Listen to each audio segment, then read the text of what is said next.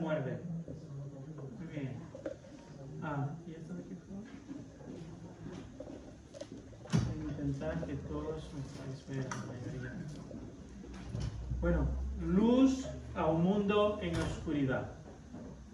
Vamos a sumergirnos en un viaje hoy a través de la palabra de Dios que se encuentra en el profeta Isaías. Y vamos antes, en el profeta Isaías capítulo 9, versos del 1 al 4, pero antes quisiera que podamos reflexionar en algo que deseo compartir. Estamos ya entrando en este tiempo de Navidad, en un tiempo donde hay muchas luces encendidas, pero también donde al poner el telediario nos vemos como la oscuridad pareciera que danzara sobre la luz, pareciera que... Gracias. Mujer virtuosa, ¿quién la hallará? Yo. Pareciera como si las tinieblas realmente no dejaran que la luz resplandeciera. No me puedo imaginar la ansiedad en la que se encuentran aquellas y aquellos que viven sumergidos en un conflicto. Las imágenes que nos llegan cada día en el telediario y a través de los medios de comunicación sobre los horrores de la guerra entre Gaza e Israel son escalofriantes. Madres con sus pequeños en brazos. ¿Puedes poner, por favor? Pasar. Madres con sus pequeños en brazos. Padres rotos por el dolor causado por la pérdida de sus seres queridos. Niños entre los escombros llorando, desconsolados, y qué decir de la incertidumbre de que una bomba o una bala te arrebate la vida. Pareciera que la oscuridad va ganándole terreno a la luz. Pero ¿y qué de aquellos como nosotros que vivimos todavía en ciudades seguras y confortables? Pero en medio de estas ciudades vemos cada vez más como la gente también vive sumergida en su propia oscuridad. España actualmente más de la mitad de los jóvenes sufren de alguna batalla con la salud mental. Ha aumentado el suicidio entre las personas. Cada vez más vemos en los medios de comunicación la ansiedad y el vacío de las personas, la insatisfacción constante, la compra compulsiva, las adicciones a las redes sociales, a la nueva tecnología. Cada vez más pareciera como si la oscuridad estuviera apagando la luz. Cada vez más pareciera que la oscuridad en la que nos encontramos apagara las buenas noticias. No sé vosotros, pero me parece que estamos viviendo en estos tiempos de oscuridad. Nuestra generación se encuentra viviendo en una tierra de densa oscuridad. La mayoría de los... Tengo la oportunidad de viajar y cuando hablo con pastores y misioneros de muchísimas naciones, todos nos comparten este mismo sentir. Hay una sensación, hay algo que estamos percibiendo. La Biblia habla que probablemente sean los últimos tiempos, porque en los últimos tiempos la maldad aumentará. Y veremos guerras y rumores de guerra, y veremos cómo el amor se enfriará. Y hay una sensación en el corazón de la iglesia en todo el mundo, en que estamos viviendo en un tiempo, en todos los sentidos, de densa oscuridad. Es por eso que me gustaría que hoy podamos prestar atención y fijar nuestra mirada en Isaías capítulo 9, versículos del 1 al 2. En Isaías 9, del 1 al 2, la palabra de Dios nos muestra qué va a pasar, o qué estaba pasando en este tiempo, pero cuál era la buena noticia en medio de una sociedad que pareciera que en la que reina la oscuridad. Hay todo un pasaje hasta el versículo 7, pero hoy nos vamos a enfocar en los dos primeros. Dice, sin embargo, en este tiempo de oscuridad y de desesperación no durará para siempre. La tierra de Zabulón y de Neftalí será humillada, pero habrá un tiempo en el futuro cuando la Galilea de los gentiles, que se encuentra junto al camino que va al Jordán, que va del Jordán al mar, será llena de la gloria de Dios. El pueblo que camina en oscuridad verá una gran luz. Para aquellos que viven en una tierra de densa oscuridad, brillará una luz. Quiero que nos podamos identificar con este pasaje, que podamos mirar, analizar, escudriñar, para que veamos algunas verdades espirituales y esperanzadoras para un mundo que parecía que parece que va de camino a la perdición, pero en medio de toda esta niebla de oscuridad o de densa oscuridad, veremos cómo la luz del Señor, de la buena nueva, se va abriendo camino. La palabra nos recuerda que donde abundó el pecado, sobreabundó ¿qué? Y han sido muchos los momentos en la historia donde pareciera que esa densa oscuridad cayera sobre la tierra.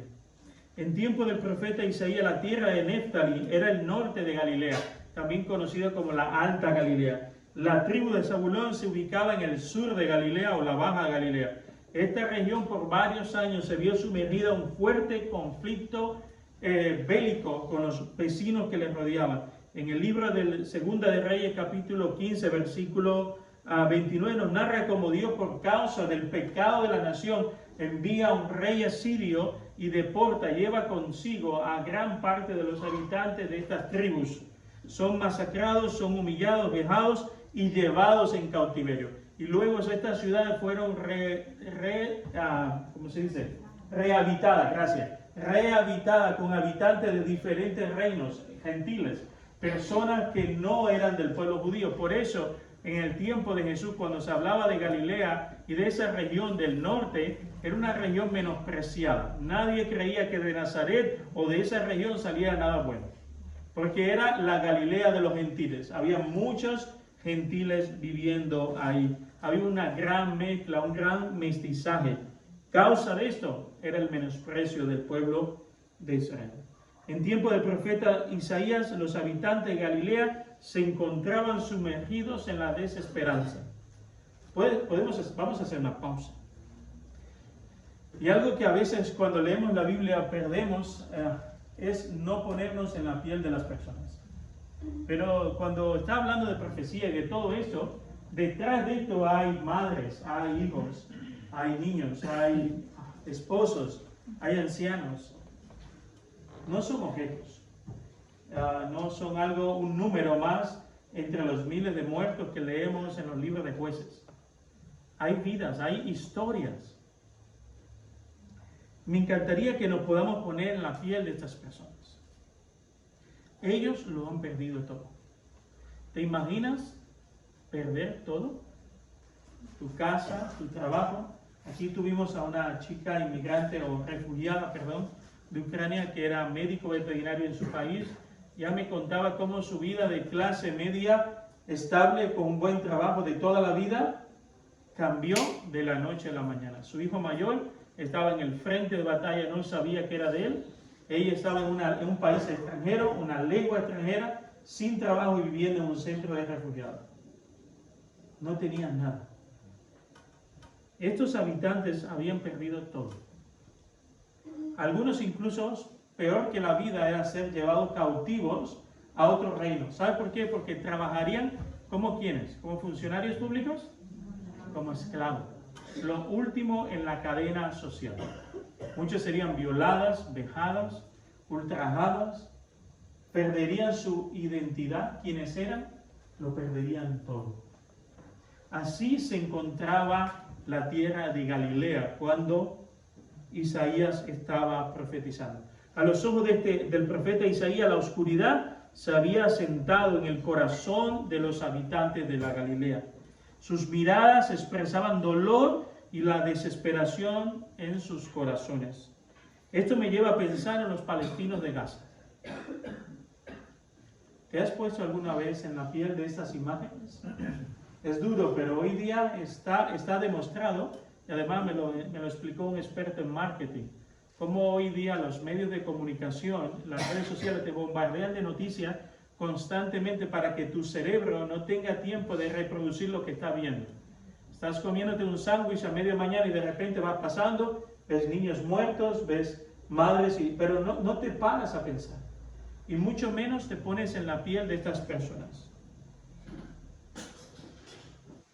¿Te pones en la piel de ellos?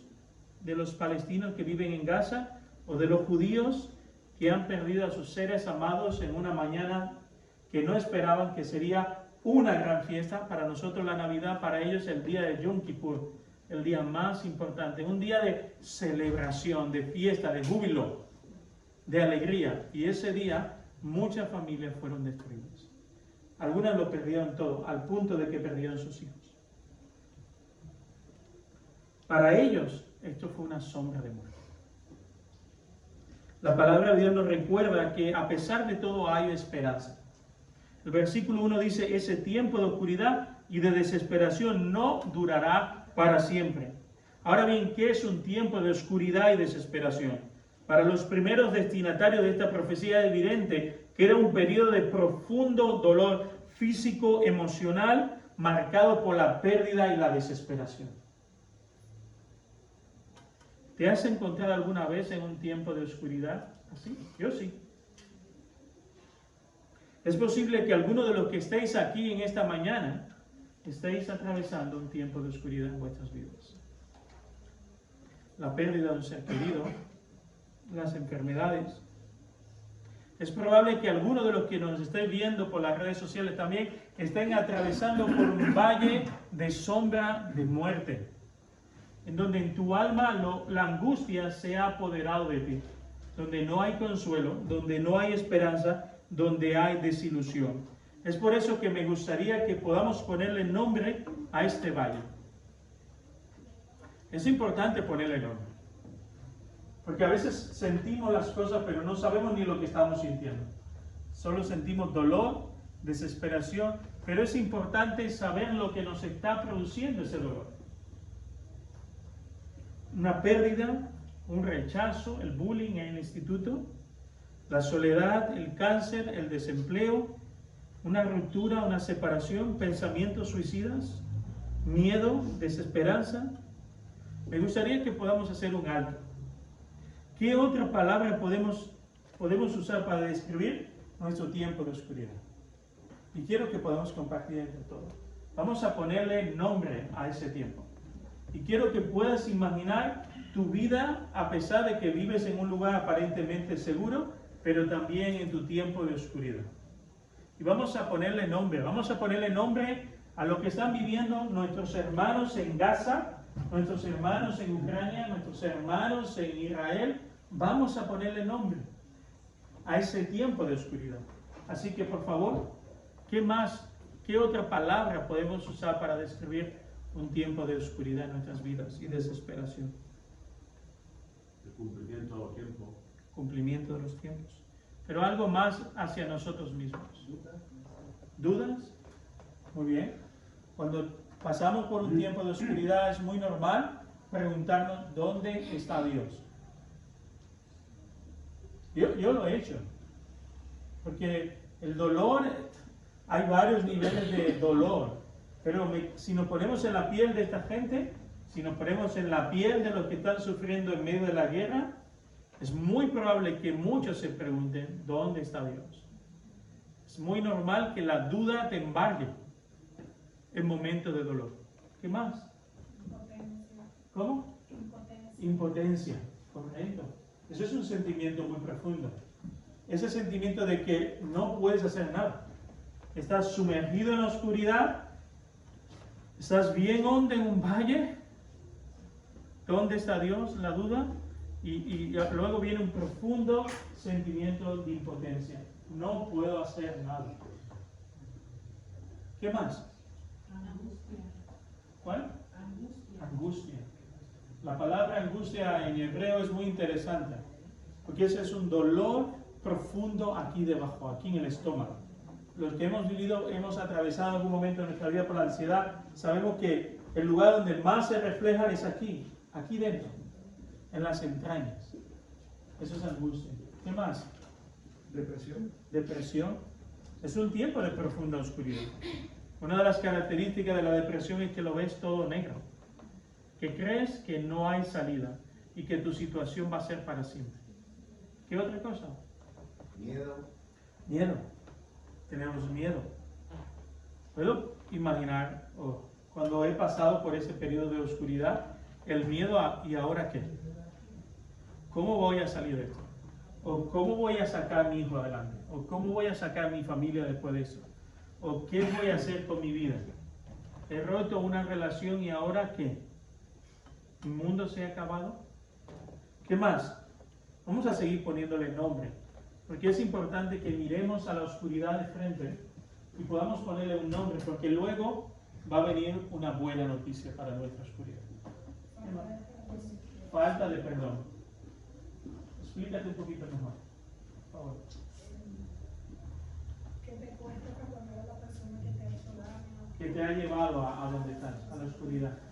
¿Sí? Porque a veces la oscuridad, en el caso del rey David, cuando él hablaba de que pasaba por el valle de sombra de muerte, no era porque él decía, hoy qué ganas tengo de sufrir. No, había una situación, había un rey que le estaba persiguiendo y que le quería quitar la vida. Entonces, a veces hay personas que nos empujan a la oscuridad. A veces en una relación de pareja hay un tercero que llega de manera inesperada cuando no lo creemos que el matrimonio va bien, y ese tercero provoca de que vayamos al valle de sombra y desesperación y de muerte. ¿Qué otra cosa? Humillación. Humillación. Cuando nos humillan. Puedo pensar en Jesús. Jesús fue llevado a un valle de oscuridad. Muy duro. Padre, pasa de mí esta copa. Fue humillado. ¿Qué más? Soledad. Soledad, sí, es un sentimiento muy real. Cuando estamos en el valle de sombra de muerte, cuando estamos en la oscuridad, decimos, estoy solo. Y es una mentira, pero es una mentira que muy comúnmente nos creemos. Estoy sola, estoy solo, no le importo a nadie. Probablemente Dios está muy ocupado con los santos que se portan bien y conmigo me ha dejado de la mano. Pero es una mentira, pero son mentiras que a veces nos creemos. ¿Qué más? Ira. ¿Por qué ira?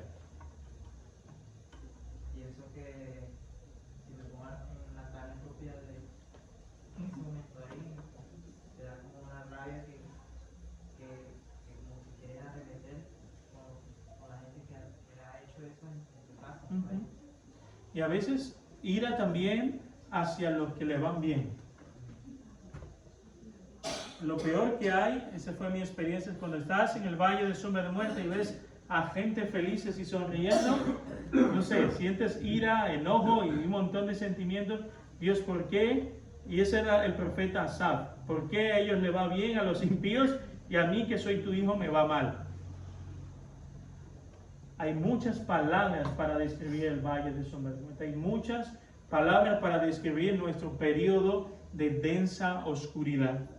Pero tenemos una promesa de parte de Dios para nosotros en esta mañana. Dice así la palabra, ese tiempo de oscuridad y de desesperación, ¿qué más?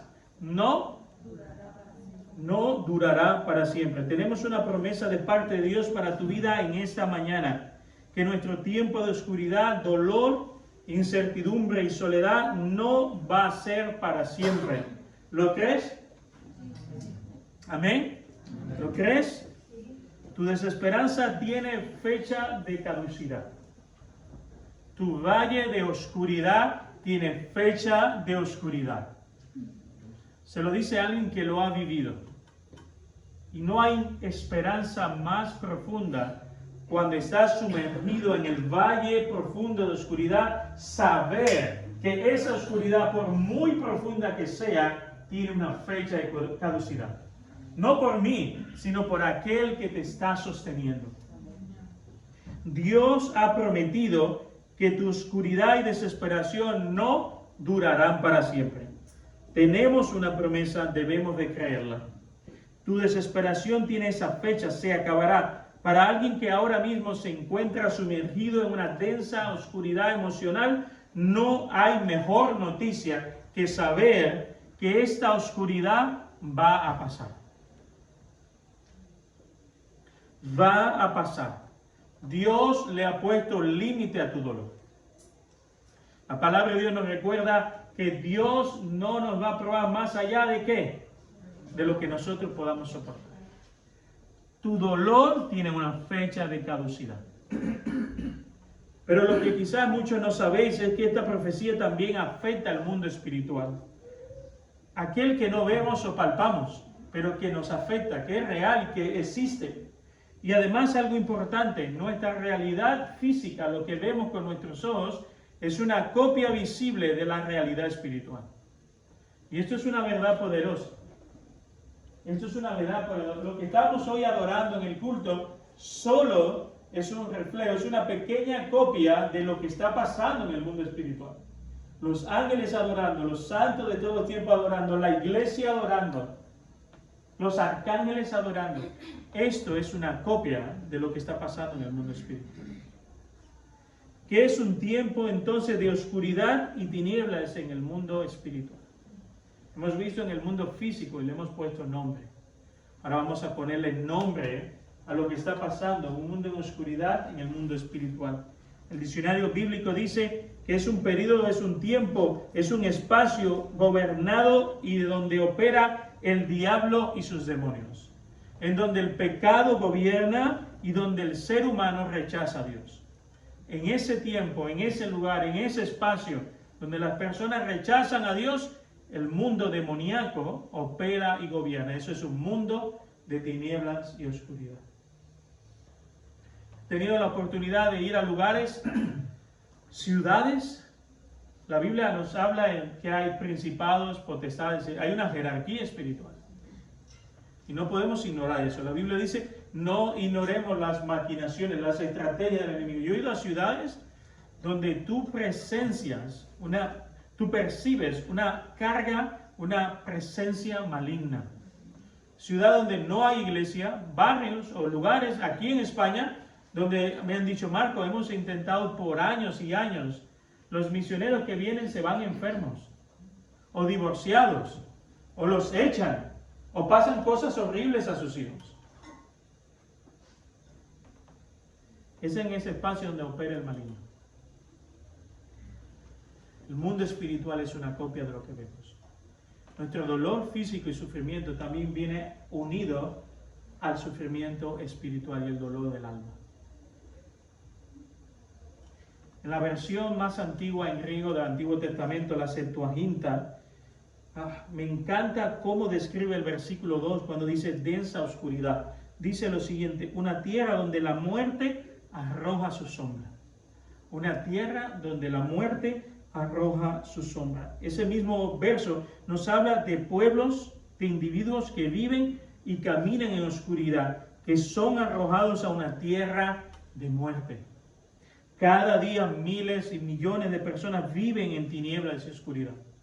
En lugares donde gobierna el pecado, donde gobierna el infierno, la mayoría sin saberlo son esclavos del pecado y del diablo, son consumidos por la muerte. La palabra muerte viene del original que significa separación.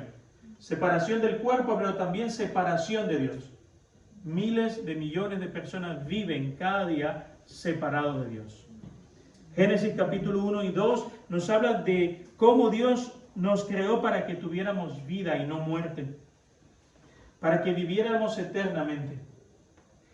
Para que viviéramos en una danza, en una relación de amor y confianza con Él, y como resultado eso excluía de nuestras vidas el miedo, la ansiedad, las enfermedades. No había discapacidades, podíamos comer sin temor a pillar una diabetes. Qué bueno, ¿eh? No había vergüenza ni rupturas emocionales, no había divorcio, pero sobre todo no existía el pecado ni la muerte. En el capítulo siguiente, en el capítulo 3 del libro de Génesis, vemos la primera pareja de la historia violando la única ley establecida por Dios en el huerto. Una sola. No comerás del árbol del bien y del mal, porque cuando lo hagas vais a morir. Vais a morir físicamente y emocional y espiritualmente. Ellos decidieron conscientemente desobedecer a Dios y tomaron del fruto. La consecuencia no fue otra que la muerte. Fuimos separados de nuestra maravillosa y profunda amistad con Dios, y desde ese instante toda la humanidad vive en oscuridad y en enemistad con Dios. Somos enemigos de Dios por causa de nuestro pecado.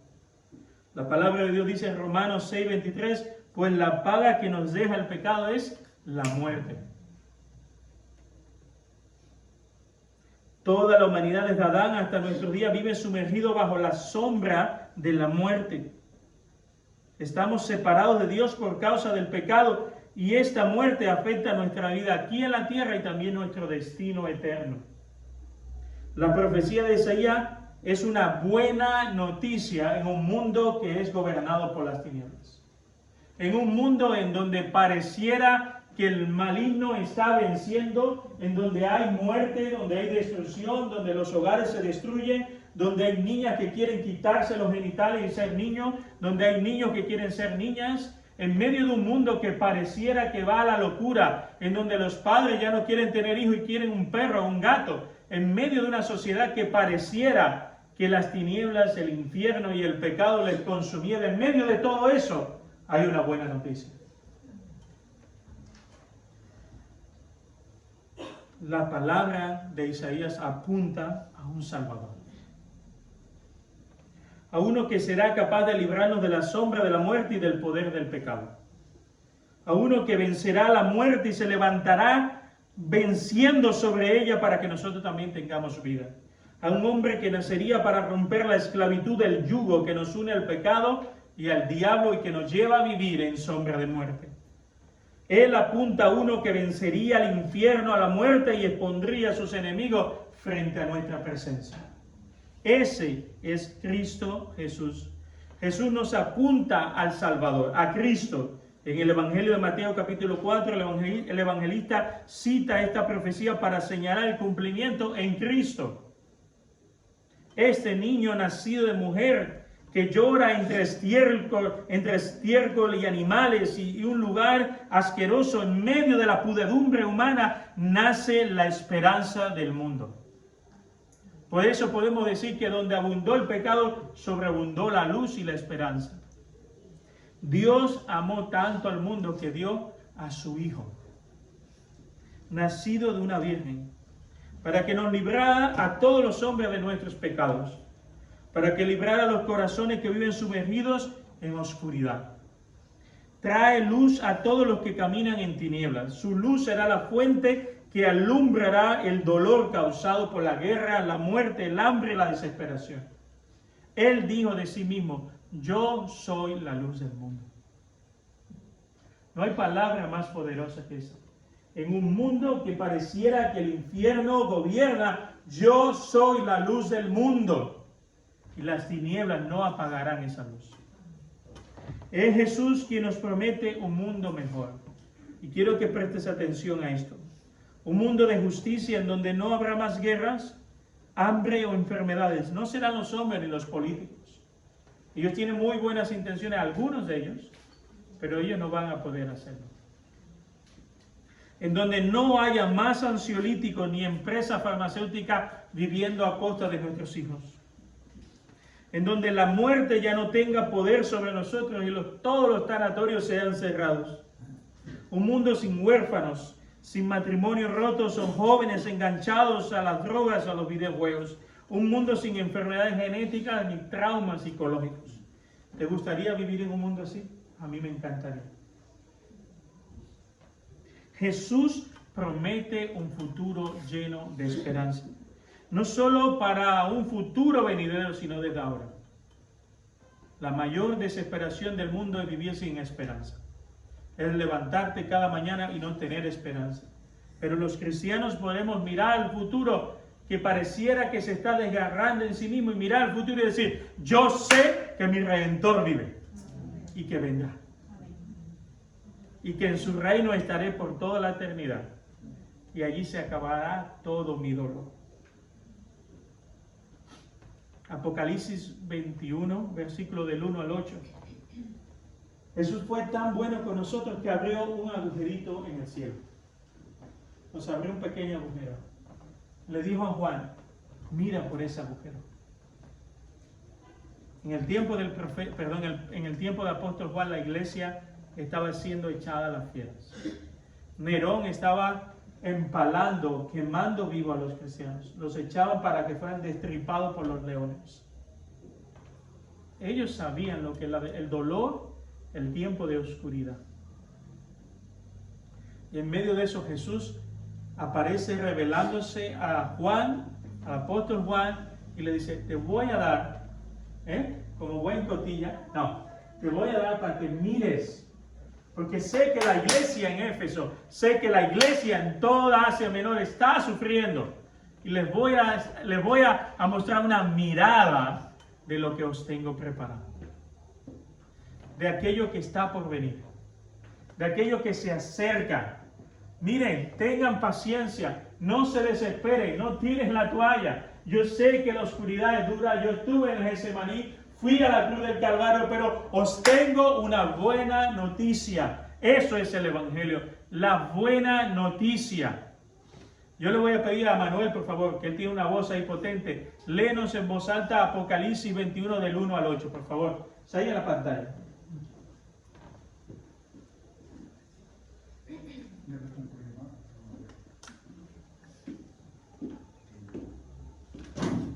Dice así la palabra de Dios. Entonces vi un cielo nuevo y una tierra nueva, porque el primer cielo y la primera tierra habían desaparecido y también el mar. Y vi la ciudad santa, la nueva Jerusalén, que descendía del cielo desde la presencia de Dios, como una novia hermosamente vestida para su esposo. Oí una fuerte voz que salía del trono y decía: miren, el hogar de Dios ahora está entre su pueblo. Él vivirá con ellos y ellos serán su pueblo. Dios mismo estará con ellos. Él les secará todas las lágrimas de los ojos y no habrá más muerte, ni tristeza, ni llanto, ni dolor. Todas esas cosas ya no existirán más. Y el que estaba sentado en el trono dijo: miren, hago nuevas todas las cosas. Entonces me dijo: escribe esto, porque lo que te digo es verdadero y digno de confianza. También dijo: todo ha terminado. Yo soy el Alfa y la Omega, el principio y el fin. A todo el que tenga sed, yo le daré a beber gratuitamente de los manantiales del agua de la vida. Los que salgan vencedores heredarán todas estas bendiciones, y yo seré su Dios, y ellos serán mis hijos. Pero los cobardes, los incrédulos, los corruptos, los asesinos, los que cometen inmoralidades sexuales, los que practican la brujería, los que rinden culto a ídolos y todos los mentirosos tendrán su destino en el lago de fuego que arde con azufre. Esta es la segunda muerte. Gracias.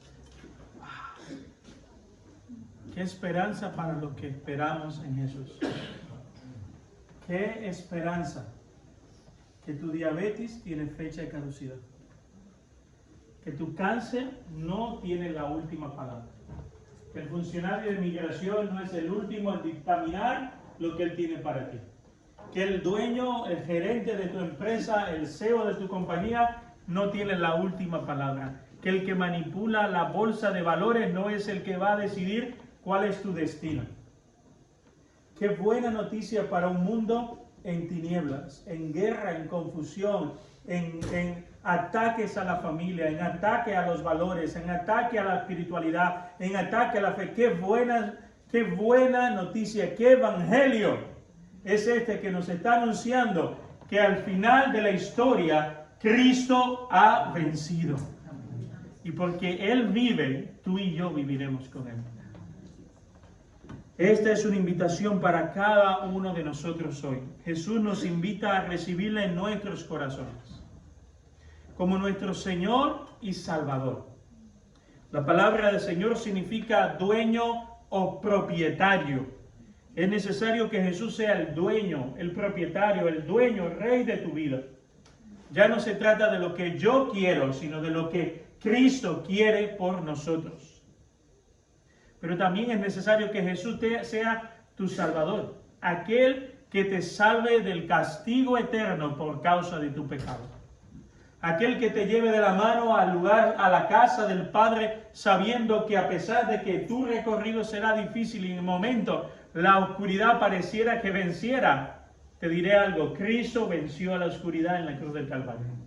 Él es la luz del mundo y Él desea que recibas en tu corazón hoy al Salvador del mundo. Aquel que perdona nuestros pecados. Tenemos una decisión ante nuestras manos. Jesús, la luz del mundo, o las tinieblas. No hay un lugar medio. Las malas noticias es que no existe el purgatorio. Aún los católicos ya lo reconocen. No podemos sacar a nuestros familiares con una moneda, una vela o una serie de oraciones. No podemos. Tenemos solo una vida para vivir. Y luego nos enfrentaremos con el Cristo cara a cara. Y tienes la esperanza de que será parte de un pedazo de fiesta en los cielos, en donde nuestro Padre, el Hijo y el Espíritu Santo estarán esperándonos, y toda la iglesia en la historia. O también Apocalipsis nos habla del destino de aquellos que renuncian creer en Jesucristo como el Señor y Señor de sus vidas, Señor y Salvador de sus vidas. Es el lugar de tormento, es un lugar de dolor, es un lugar de ausencia de luz. Juan 3:18, uno de mis versículos favoritos, dice: no hay condenación para todo el que cree en Él, pero todo el que no cree en Él ya ha sido condenado por no haber creído en el único Hijo de Dios. Esta es la decisión más importante de nuestras vidas.